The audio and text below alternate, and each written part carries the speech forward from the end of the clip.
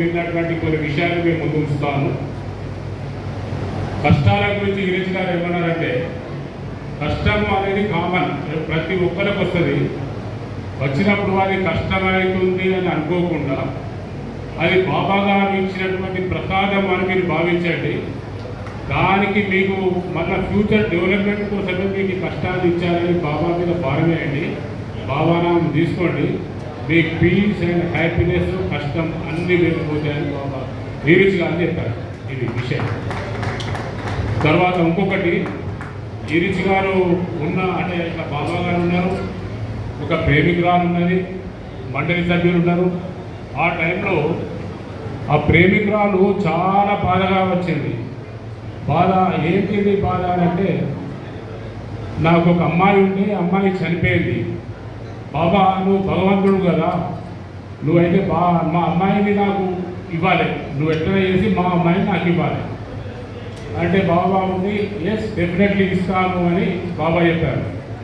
అయితే అప్పుడు గిరీష్ గారు అనుకుంటారు, ఏంటి బాబా ఇట్లా మాట ఇచ్చేస్తున్నారు, అసలు చనిపోయినా కానీ ఎట్లా చేస్తారు అని గిరీష్ గారు ఒప్పుకోలేదు.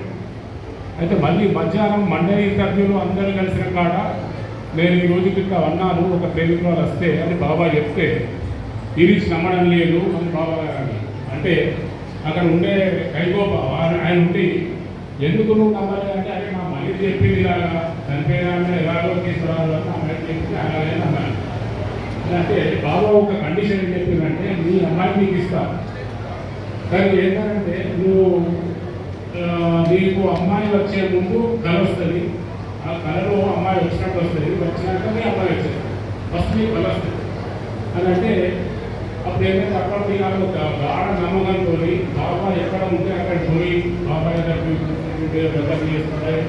తర్వాత ఈ స్పీచ్ అంటే వింటుండే. అయితే బాబా తెలిసేవారు, నీకు ఏమైనా కళ వచ్చిందా మీ అమ్మాయి గురించి అంటే, అనేది బాబా మళ్ళీ 15 రోజులు నెల రోజుల తర్వాత మళ్ళీ కావాల్సింది, మళ్ళీ వచ్చింది, మళ్ళీ బాబా వినమంటారా మీకు కళ వచ్చిందా అనేది బాబా వస్తుంది, కళ వస్తుంది, అమ్మాయి వస్తుంది. అట్లా కొన్ని రోజులు గడిచాక ఒకసారి అంటే సమావేశం జరుగుతుంది. బాబా ఏమన్నారంటే, ఈ రోజు నా మూడు చాలా బాగుంది, ఎవరికి ఏది కావాలో అడిగేసేయండి, నేను ఇలాగే ఇచ్చేస్తాను అని అంటే, అప్పుడు ఈ అమ్మాయి ఏమన్నది, ఈ తల్లి ఏమన్నదంటే, తల్లి అక్కడే అంటే నా అమ్మాయి ఎడబడితే వస్తాయి కదా అని అనుకుంటుంది. ఆ టైంలో బాబా అడిగారు, నీకు